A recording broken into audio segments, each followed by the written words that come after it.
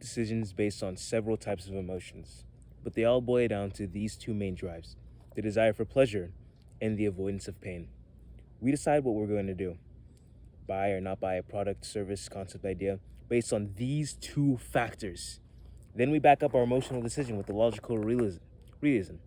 It's known as rationalism.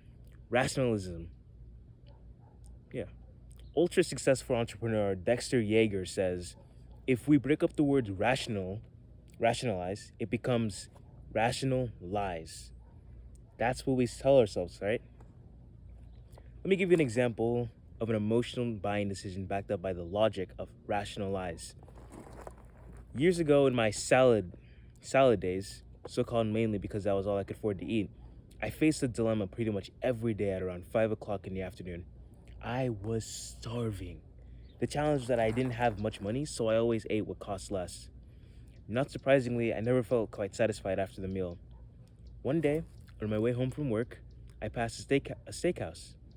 The very thought of that succulent, juicy steak, that baked potato loaded with butter and sour cream, the warm, soft, freshly baked bread, this was years ago, before we could all become concerned as we are today with fatty food intake. But you know what? I was so hungry it wouldn't have mattered anyways. I stopped in front of that steakhouse, but not to actually go in and eat.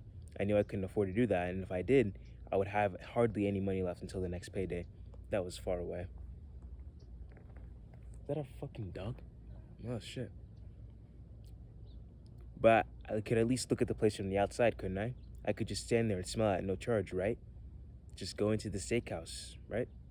Seems logical. Nah, that was his rational lie number one. Then I thought, hey, why not go in and just take a look at the menu? See what they got. After all, one day I'll actually be able to afford this type of food, and gosh darn it, I need to be able to picture what it is I'm going to be able to eat, and that'll at least give me more incentive to work even harder, right? Rational lie number two. You see the pattern this guy's making up here? He's trying to make these critical steps towards something that he'll be able to do when really he just wants to eat more. Once inside the place, I thought, and this was kind of true, you know what? If I were to eat a hearty meal like this, it would give me the strength to work even harder and harder, right? All that protein in the meat would be good for me, right? And I didn't want to get too thin in the potatoes while the skin alone had vitamins that everyone needs. Rational lie. You're on a diet, bro. What are you talking about? You're not supposed to be eating all that. I mean, you are actually supposed to be eating the steak. Come on, it's good for you. But for this context, this purpose here, he's sitting on a salad diet. He shouldn't be eating like that. That's what our brain tells us every time we're trying to do something that's actually good for us, but we're trying to cope. These thoughts were all rational, weren't they?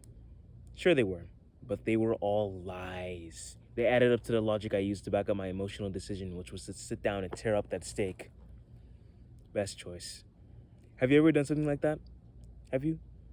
Sure you have. We do it all the time. Not necessarily to that extent, but think about every major decision or choice you've ever made.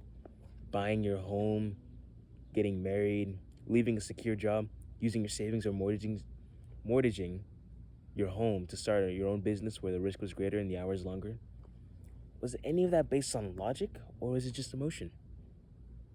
Over the next few days, observe every decision of substance you make. I suspect that you'll find that they are all driven by emotion. Every one of them will either have to do with pain or pleasure. That's what all of our emotions have to deal with. Not emotions, decisions. It's what we do. Back up our emotional decisions.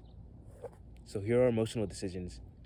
And we top them with our rational ones, which are just lies, just copings.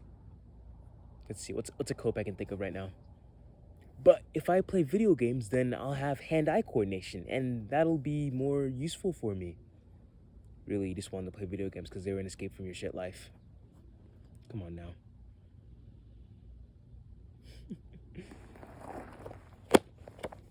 Persuasion.